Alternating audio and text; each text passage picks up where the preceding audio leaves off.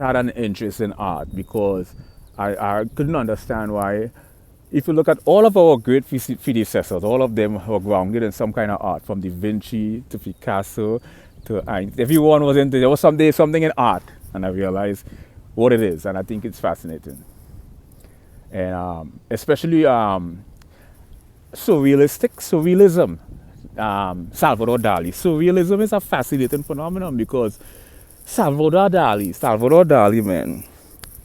What Salvador Dali did was something called the juxtaposition of incongruity. You know, the merging of